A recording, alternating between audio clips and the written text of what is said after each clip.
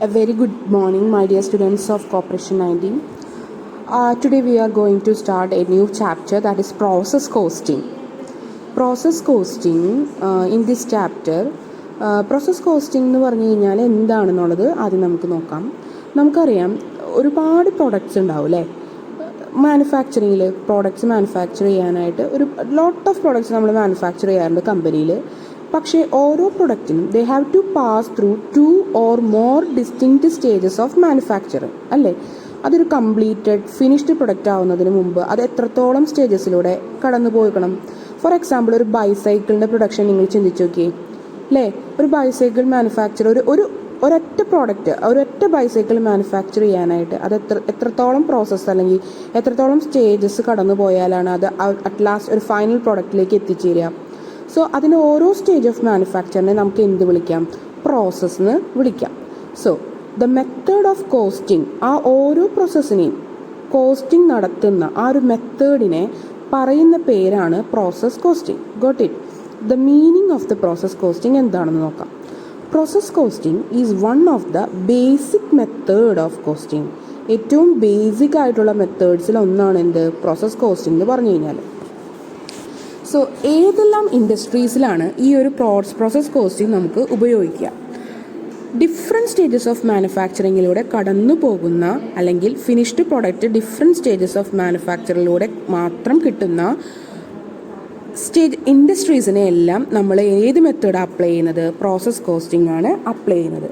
So definition of process costing വരുമ്പോൾ, according to Kohler, process costing is a method of costing whereby costs are charged to process or operations and averaged over units produced.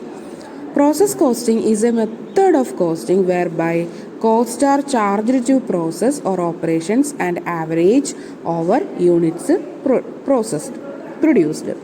So process costing എന്ന് പറഞ്ഞു കഴിഞ്ഞാൽ it refers to the costing of operations or process involved in converting the raw materials into the finished products. At the end of each process, the cost per unit is determined by dividing the total cost by number of units produced at each stage. That is why process costing is also known as average costing, അല്ലെങ്കിൽ അതിന് മറ്റൊരു പേരാണ് എന്ത്? Continuous costing. ക്യാരക്ടർസോ ഞാൻ ഒന്നും കൂടി പറയാം. നമ്മൾ total cost by number of units produced at each stage നമ്മൾ നോക്കും. സോ അതുകൊണ്ടാണ് പ്രോസസ് കോസ്റ്റിങ്ങിന് നമ്മൾ എന്ത് വിളിക്കുന്നത്? ആവറേജ് കോസ്റ്റിംഗ് എന്നും കണ്ടിന്യൂസ് കോസ്റ്റിംഗ് എന്നും വിളിക്കുന്നത്. Got the point? So characteristics of the process costing എന്താ നോക്കാം. The main features of the process costing പറഞ്ഞു കഴിഞ്ഞാൽ, the first one, it is applicable in industries where the production is continuous. അതായത് continuously production നടക്കുന്ന stages of process നടത്തുന്ന എല്ലാ ഇൻഡസ്ട്രീസിലും നമുക്ക് എന്ത് ആപ്ലിക്കബിൾ ആണ്? ഈ പ്രോസസ് കോസ്റ്റിംഗ് ആപ്ലിക്കബിൾ ആണ്. And product passes through 2 or more distinct process for completion. Each process is a cost unit. So ആ ഒരു ഈച്ച് പ്രോസസ്സിനെയും ഓരോ പ്രോസസ്സും നമുക്കിവിടെ എന്താണ്? കോസ്റ്റ് യൂണിറ്റ് ആണ്. പ്രൊഡക്റ്റ് 2, 3 പ്രോസസ്സിലുണ്ട്. ഇപ്പോൾ ഫോർ എക്സാമ്പിൾ നമ്മൾ ബൈസൈക്കിളിൻ്റെ കാര്യം പറഞ്ഞല്ലോ. സോ ബൈസൈക്കിൾ പ്രൊഡക്ഷൻ നടത്തുമ്പോൾ ഏതെല്ലാം സ്റ്റേജസിന് ഡിസ്റ്റിങ് പ്രോസസ്സിലൂടെ കണ്ടിന്യൂസ് ആയിട്ട് കംപ്ലീറ്റ് ചെയ്യാൻ വേണ്ടി നടക്കുന്നു, ആ ഓരോ പ്രോസസ്സും നമ്മളെ സംബന്ധിച്ച് കോസ്റ്റ് യൂണിറ്റ് ആണ്. സോ പ്രൊഡക്ട്സ് എന്ന് പറഞ്ഞു കഴിഞ്ഞാൽ സ്റ്റാൻഡർഡൈസ്ഡ് ആയിരിക്കും, ഹോമോജീനിയസ് ആയിരിക്കും എവിടെ? പ്രോസസ് കോസ്റ്റിംഗിൽ. And products are not distinguishable in process stage. And for each process ഒരു സെപ്പറേറ്റ് അക്കൗണ്ട്. സോ ഇപ്പോൾ process 1 first stage process 1 account ആയിരിക്കും, സെക്കൻഡ് സ്റ്റേജ് പ്രോസസ് 2 അക്കൗണ്ട് ആയിരിക്കും, തേർഡ് സ്റ്റേജ് പ്രോസസ് 3 അക്കൗണ്ട് ആയിരിക്കും. So four each process A separate account is maintained. Then the cost is transferred from one process to another process along with its output. So നമ്മൾ എന്ത് ചെയ്യുക? ഓരോ പ്രോസസ്സിൻ്റെയും cost, so നമ്മൾ finished product of one process becomes the raw materials of the subsequent process എന്ന് പറഞ്ഞു. അതായത് ഇവിടെ നമ്മൾ ഓരോ പ്രോസസ്സ്, ഇപ്പോൾ ഞാൻ പറഞ്ഞല്ലോ പ്രോസസ് 1 എന്ന് പറയുന്നത് ഫസ്റ്റ് സ്റ്റേജിലത്തെ, ഇപ്പോൾ ഫോർ എക്സാമ്പിൾ ഇപ്പോൾ കെമിക്കൽ ഇൻഡസ്ട്രീസ് അഥവാ റിഫൈനറീസ് ഇങ്ങനെയൊക്കെയുള്ള ഇൻഡസ്ട്രീസിൻ്റെ പ്രോഡക്ട്സ് എന്ന് പറഞ്ഞു കഴിഞ്ഞാൽ എങ്ങനെയായിരിക്കും? ആദ്യത്തെ ഒരു സ്റ്റേജ് സ്റ്റേജിലുണ്ടാവുന്ന അവരുടെ ഫിനിഷ്ഡ് പ്രോഡക്റ്റ് ആയിരിക്കും നെക്സ്റ്റ് സ്റ്റേജിൽ അവരുടെ റോ മെറ്റീരിയൽ. മനസ്സിലായോ? സോ അതുകൊണ്ടാണ് കോസ്റ്റ് നമ്മൾ ഒരു പ്രോസസ്സിൽ നിന്ന് മറ്റൊരു പ്രോസസ്സിലേക്ക് ഔട്ട്പുട്ട് ചേഞ്ച് ചെയ്യുന്നത് ഒരു ക്യാരക്ടർ ഓഫ് പ്രോസസ് കോസ്റ്റിംഗ് ആയിട്ട് പറയുന്നത്. Clear? Then finished product of one process become the raw material of the subsequent process. അപ്പോൾ തുടർച്ചയായിട്ട് വരുന്ന നെക്സ്റ്റ് പ്രോസസ്സുകളിലൊക്കെയും തന്നെ ആദ്യത്തെ പ്രോസസ്സിൻ്റെ ഫിനിഷ്ഡ് പ്രോഡക്റ്റ് ആയിരിക്കും നെക്സ്റ്റ് വരുന്ന പ്രോസസ്സിലെ റോ മെറ്റീരിയൽ. സോ അതുകൊണ്ടാണ് ഇതൊരു ഹോമോജീനിയസ് ആണ്, കണ്ടിന്യൂസ് ആണ് എന്നെല്ലാം നമ്മൾ പറയുന്നത്. ഫോർ എക്സാമ്പിൾ, ഇപ്പോൾ ടെക്സ്റ്റൈൽ ഇൻഡസ്ട്രീസ് ആവട്ടെ, കെമിക്കൽ ഇൻഡസ്ട്രീസ് ആവട്ടെ, paper manufacturing, toy manufacturing companies എല്ലാം ആവട്ടെ. സോ ഇവിടെ എല്ലാം തന്നെ ഡിഫറെൻറ്റ് സ്റ്റേജസിലൂടെയാണ് പോകുന്നത്. ഒന്ന് മറ്റൊന്നിൻ്റെ റോ മെറ്റീരിയൽ ആയിട്ട് മാറുകയാണ് ചെയ്യുന്നത്. So clear? So then the output is homogeneous ആണ്, പ്രൊഡക്ഷൻ കണ്ടിന്യൂസ് ആയിരിക്കും. Then it is feasible to the segment the manufacturing operation into clearly identifiable process ആയിരിക്കും. And it assumes sequential flows of cost. So ഇത്രയാണ് process കോസ്റ്റിങ്ങിൻ്റെ നമ്മൾ എന്തായിട്ട് പറയുന്നത്, features ആയിട്ട് പറയുന്നത്. So next നമുക്ക് ആപ്ലിക്കബിലിറ്റി ഓഫ് പ്രോസസ് കോസ്റ്റിങ്ങിലേക്ക് പോകാം. എന്താണ് ആപ്ലിക്കേഷൻ ഓഫ് പ്രോസസ് കോസ്റ്റിങ്ങിൽ പറയുന്നത്? The method of the process costing is most suitable under the following circumstances. എപ്പോഴൊക്കെയാണ് നമ്മൾ പ്രോസസ് കോസ്റ്റിംഗ് ആപ്ലിക്കബിൾ ചെയ്യുന്നത്? എവിടെയാണോ പ്രൊഡക്ഷൻ സ്റ്റാൻഡർഡൈസ്ഡ് ആകുന്നത്, സ്റ്റാൻഡർഡൈസ്ഡ് മീൻസ് നമ്മൾ ഓൾറെഡി സെറ്റ് ചെയ്ത് വെച്ചേക്കുന്ന നമ്മൾ അത് ഇങ്ങനെയൊക്കെ ആകണം ആയിരിക്കണം എന്ന് ഓൾറെഡി സെറ്റ് ചെയ്ത് വെച്ചേക്കുന്ന മെഷീൻ പ്രൊഡ്യൂസ്ഡ് ആയിട്ടുള്ള പ്രൊഡക്ഷനെല്ലാം തന്നെ നമുക്ക് എന്ത് ഉപയോഗിക്കാവുന്നതാണ്? പ്രോസസ് കോസ്റ്റിംഗ് ഉപയോഗിക്കാവുന്നതാണ്. So where production is standardised, process costing may be applied. Then second point, where production is continuous and undertaken on large scale. So ഇപ്പോൾ നമ്മൾ ഫോർ എക്സാമ്പിൾ ടെക്സ്റ്റൈൽ ഇൻഡസ്ട്രീസിലെ പ്രൊഡക്ഷനാണ് നോക്കുക. സോ ഇവിടുത്തെ പ്രൊഡക്ഷൻ എന്ന് പറഞ്ഞു കഴിഞ്ഞാൽ കണ്ടിന്യൂസ് ആണല്ലേ, ഒരേപോലത്തെ ഹോമോജീനിയസ് ആയിട്ടുള്ള പ്രൊഡക്ട്സ് ലാർജ് ക്വാണ്ടിറ്റി, ലാർജ് പ്രൊഡക്റ്റായിട്ടാണ് നമ്മൾ ബൾക്കായിട്ടാണ് നമ്മൾ പ്രൊഡ്യൂസ് ചെയ്യുന്നത്. സോ അങ്ങനെയുള്ള ഇൻഡസ്ട്രീസിൽ നമുക്ക് ഏത് മെത്തേഡ് അപ്ലൈ ചെയ്യാവുന്നതാണ്? പ്രോസസ് കോസ്റ്റിംഗ് അപ്ലൈ ചെയ്യാവുന്നതാണ്.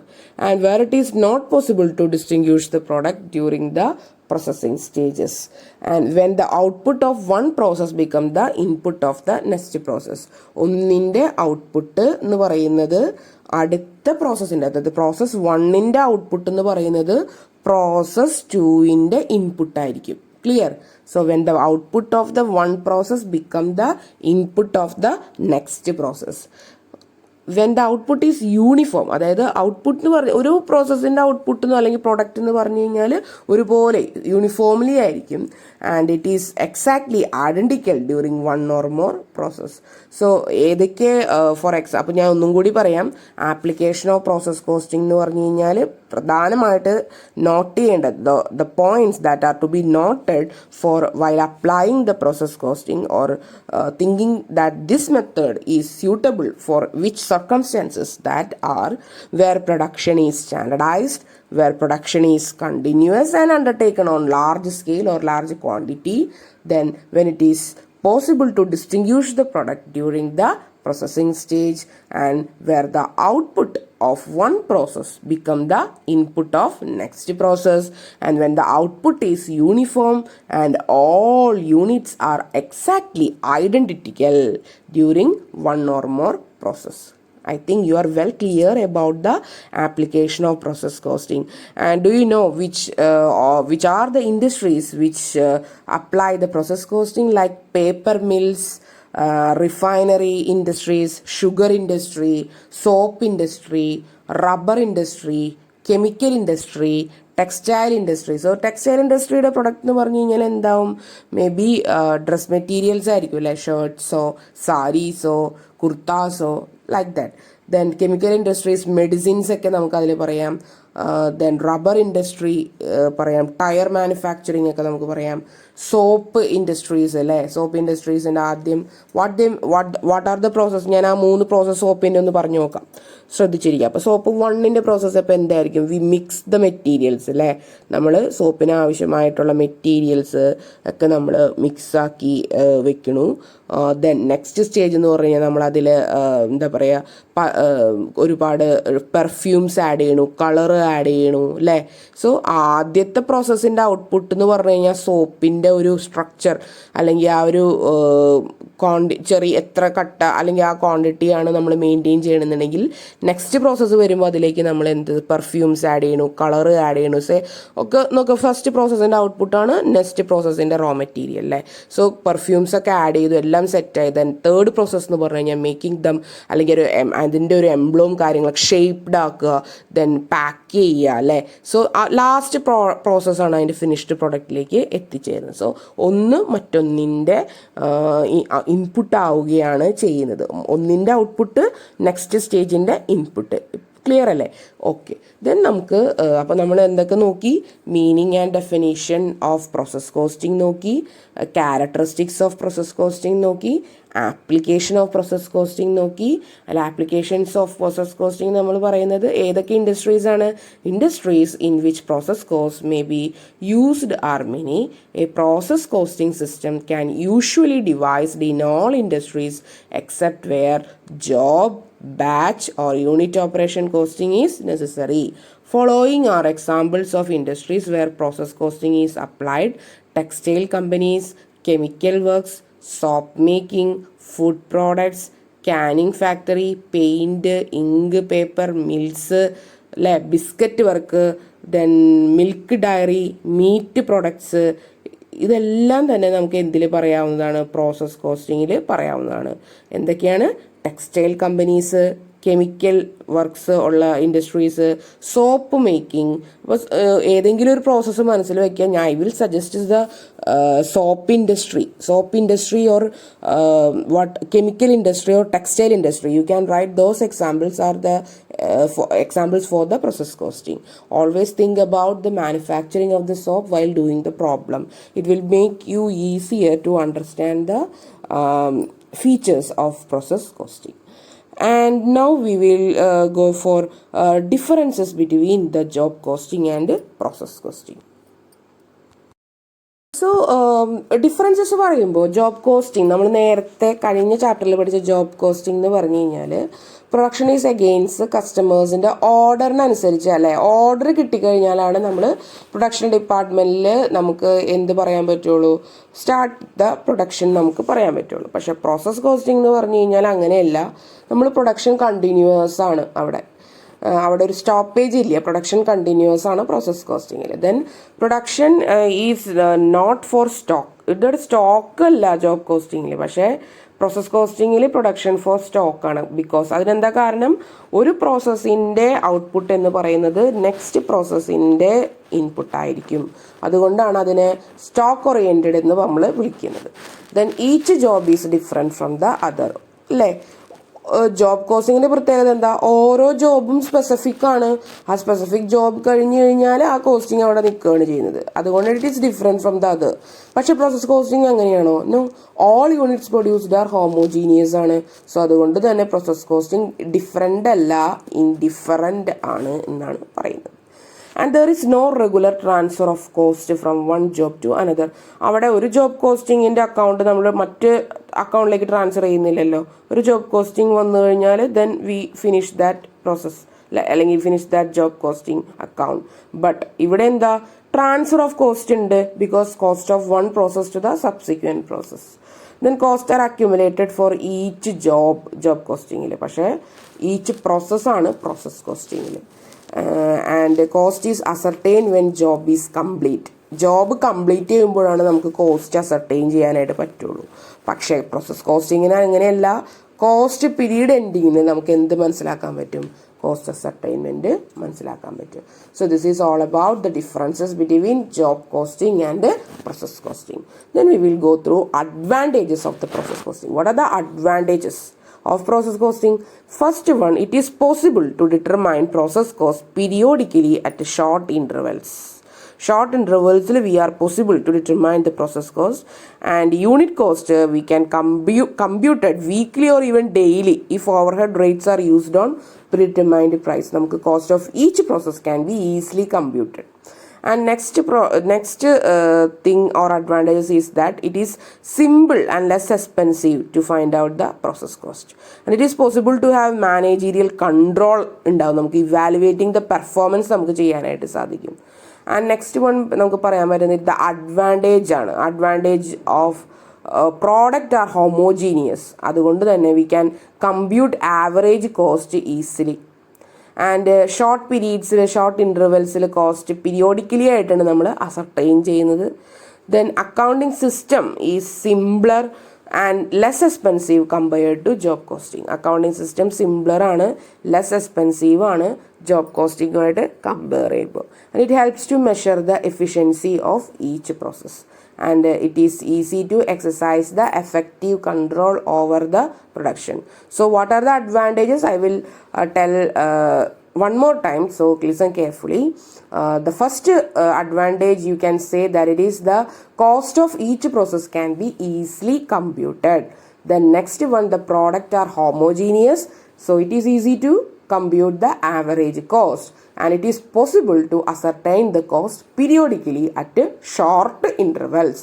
Then next advantage, the accounting system is simpler and less expensive when compared to the job costing, and it helps to measure the efficiency of each process, and it is easy to exercise effective control over production. So these are the advantages. Then we will move to the disadvantages of the process costing. What are the disadvantages? It is difficult to value working progress. We can't ascertain the working progress method in process costing. And it is not easy to value loss, waste, scrap. We can't value the losses, how much loss it costs, how much scrap we obtain, how much wastage is happen. It is not easy. This process costing is not like to find out the losses. And second one, it is difficult to apportion total cost among joint products and byproducts. We can't apportion or find out the byproduct value. Then process costs are only average cost. Then process costs are only historical. Because എന്തുകൊണ്ടാണ് historical എന്ന് പറയുന്നത്? ഒരു effective control നമുക്ക് use ചെയ്യാനായിട്ട് പറ്റുന്നില്ല. അതുകൊണ്ടാണ് not much of use of effective control ഇല്ലാത്തത് കൊണ്ടാണ് നമ്മൾ പ്രോസസ് കോസ്റ്റിങ്ങിനെ ഹിസ്റ്റോറിക്കൽ കോസ്റ്റ് ആയിട്ട് പറയുന്നത്. When more than one product is produce, calculation of cost per unit become difficult. ഇപ്പോൾ പ്രോസസ് കോസ്റ്റിങ്ങിലെ ഒരൊറ്റ പ്രോഡക്റ്റ് ആണെങ്കിൽ കുഴപ്പമില്ല. ഇപ്പോൾ 2-3 പ്രൊഡക്റ്റ് ഒരുമിച്ചാണെന്നുണ്ടെങ്കിൽ പ്രോസസ് കോസ്റ്റിങ്ങിൻ്റെ ഒരു കാൽക്കുലേഷൻ മെത്തേഡ് നമുക്ക് അപ്ലൈ ചെയ്യാൻ പറ്റില്ല എന്നാണ് ഡിസഡ്വാൻറ്റേജസിൽ പറയുന്നത്. അപ്പോൾ ഏതൊക്കെയാണ് ഡിസഡ്വാൻറ്റേജ്? ഒന്ന്, നമുക്ക് വർക്കിംഗ് പ്രോഗ്രസ് നമുക്ക് കണ്ടുപിടിക്കേണ്ട ആവശ്യം വരുന്നില്ല. ബിക്കോസ് ഒന്നിൻ്റെ ഔട്ട്പുട്ടാണ് മറ്റൊന്നിൻ്റെ ഇൻപുട്ട് നമ്മൾ പറഞ്ഞു. പിന്നെ അതുപോലെ നമുക്ക് ലോസ്റ്റ്, വേസ്റ്റേജ്, സ്ക്രാപ്പ് അല്ലെങ്കിൽ ബൈ പ്രോഡക്റ്റിൻ്റെ വാല്യൂ ഒന്നും കണ്ടുപിടിക്കാനായിട്ട് പറ്റില്ല. Then because the type of costing, process കോസ്റ്റിങ്ങിൻ്റെ ടൈപ്പ് എന്ന് പറഞ്ഞു കഴിഞ്ഞാൽ പ്രോസസ് ഓറിയൻറ്റഡ് ആയതുകൊണ്ടാണ് നമുക്ക് ഇങ്ങനെ ലോസ്, വേസ്റ്റ്, സ്ക്രാപ്പ് ഒന്നും അതിൻ്റെ വാല്യൂ ഈസിലി ആയിട്ട് നമുക്ക് കണ്ടുപിടിക്കാൻ പറ്റാത്തത്. ദെൻ പ്രോസസ് കോസ്റ്റിങ്ങിനെ നമുക്ക് ആവറേജ് കോസ്റ്റ് എന്ന് വിളിക്കാൻ പറ്റുള്ളൂ. ബിക്കോസ് ഒരു അക്യുറേറ്റ് ആയിട്ടുള്ള ഒരു വാല്യൂ നമുക്ക് ഒപ്റ്റെയിൻ ചെയ്യാൻ പറ്റാത്തത് കൊണ്ടാണ്. ബിക്കോസ് നമ്മൾ വേസ്റ്റ്, സ്ക്രാപ്പ്, ലോസ് അതൊന്നും നമ്മൾ കണക്കാക്കുന്നില്ലല്ലോ, അല്ലെങ്കിൽ ജോയിന്റ് പ്രൊഡക്റ്റ്, ബൈ പ്രൊഡക്റ്റിൻ്റെ വാല്യൂ നമ്മൾ കണക്കാക്കുന്നില്ലല്ലോ. അതുകൊണ്ട് തന്നെ ഒരു അക്യുറേറ്റ് കോസ്റ്റ് അല്ല, ഒരു ആവറേജ് കോസ്റ്റ് ഒരു കണ്ടുപിടിക്കാം എന്നുള്ള രീതിയാണ് ഡിസഡ്വാൻറ്റേജസ് ആയിട്ട് നമുക്ക് പറയാൻ പറ്റുള്ളൂ. So it is all about the disadvantages of the process costing. ഞാൻ ഒന്നും കൂടി പറയാം. First of all, it is difficult to value working progress. Second, it is not easy to value losses, waste and scrap, and it is difficult to apportion total cost among joint products and byproducts, and process costs are only average cost, and this is not accurate, and process costs are only historical. So these are not much use of effective control, and when more than one product is produced, calculation of cost per unit become difficult. So നമ്മൾ നേരത്തെ പറഞ്ഞ differences between job costing and process costing ഞാൻ ഒന്നും കൂടി പറയാം. Job കോസ്റ്റിങ്ങിൽ production എന്ന് പറഞ്ഞു കഴിഞ്ഞാൽ it is against customer specific order. ഒരു കസ്റ്റമറിൻ്റെ specific order, yes we want 500 units of electric bulb for next Wednesday. So അങ്ങനെ ഒരു ഓർഡർ കിട്ടിക്കഴിഞ്ഞാലാണ് നമ്മൾ പ്രൊഡക്ഷൻ ചെയ്യാൻ പറ്റുള്ളൂ. എവിടെ? ജോബ് കോസ്റ്റിങ്ങിൽ. ദെൻ പ്രോസസ് കോസ്റ്റിങ്ങിൽ അങ്ങനെയല്ല, പ്രൊഡക്ഷൻ കണ്ടിന്യൂസ് ആയിരിക്കും. And production is not for stock oriented അല്ല. പക്ഷേ പ്രോസസ് കോസ്റ്റിംഗ് എന്ന് പറഞ്ഞു കഴിഞ്ഞാൽ അത് സ്റ്റോക്ക് ഓറിയൻറ്റഡ് ആയിരിക്കും. And each job is different. ഓരോ ജോബും ഡിഫറെൻ്റ് ആണ്. ഇപ്പോൾ ഇലക്ട്രിക് ജോബിൻ്റെ കോസ്റ്റിങ്ങിൻ്റെ ഇതല്ലായിരിക്കും ഒരു ഫാനിൻ്റെ manufacturing job costing. Clear? So ഓരോ ജോബും ഡിഫറെൻ്റ് ആയിരിക്കും. പക്ഷേ ഇവിടെ all units produced are homogeneous. Bulk quantity ആയിട്ട് നമ്മൾ ഉണ്ടാക്കുന്നുണ്ട്. ഹോമോജീനിയസ് പ്രൊഡക്ട്സ് തന്നെയാണ് ഓരോ പ്രോസസ്സിലും ഉണ്ടാവുക. Then there is no regular transfer of cost from one job to another in job costing. But അവിടെ എന്ന് പറഞ്ഞു കഴിഞ്ഞാൽ നമുക്ക് ട്രാൻസ്ഫർ ഓഫ് കോസ്റ്റിംഗ് ഉണ്ടാവും.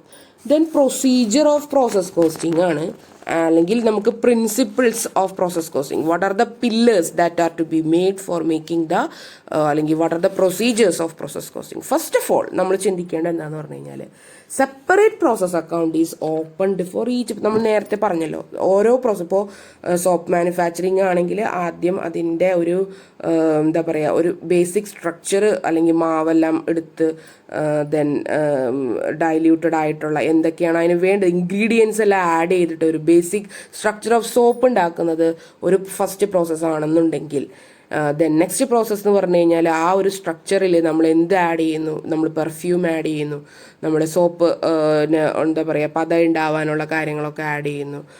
സോ നെക്സ്റ്റ് വൺ അതിലേക്ക് നമ്മൾ എന്താ പറയുക നല്ല എംബ്ലം കൊടുക്കുന്നു, അല്ലെങ്കിൽ അതിനെ കട്ട് ചെയ്ത് നല്ല ഭംഗിയുള്ളതാക്കുന്നു, ദെൻ നമ്മൾ പാക്ക് ചെയ്യുന്നു. So separate process account is opened for each. അപ്പോൾ ഓരോന്നിനും ഓരോ പ്രോസസ്സിനും ഓരോ അക്കൗണ്ട് നമ്മൾ ഓപ്പൺ ചെയ്യണം.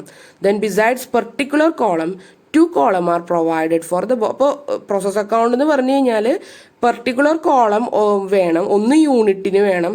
യൂണിറ്റ് എന്ന് പറഞ്ഞാൽ എന്താ? ക്വാണ്ടിറ്റി. ദെൻ എമൗണ്ട് റുപ്പീസ്, അതായത് ഇത്ര യൂണിറ്റിന് ഇത്ര എമൗണ്ട് എന്നുള്ള ബേസിൽ രണ്ട് സൈഡിലും 2 columns ഉണ്ടായിരിക്കണം. And all the expenses are debited in the perspective process account. Expenses ഒക്കെ നമ്മൾ എവിടെ ഡെബിറ്റ് ചെയ്ത് കാണിക്കണം.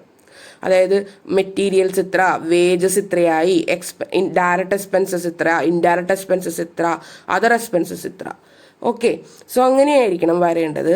And wastage, sale of scrap, by product, ഇതെല്ലാം ഇവിടെ വരുന്നു പ്രോസസ് അക്കൗണ്ടിൻ്റെ ക്രെഡിറ്റ് സൈഡിലേക്കാണ് വരുന്നത്. അതായത് സെയിൽ മീൻസ് എന്താ? ഇൻകം വരുന്നതാണല്ലോ.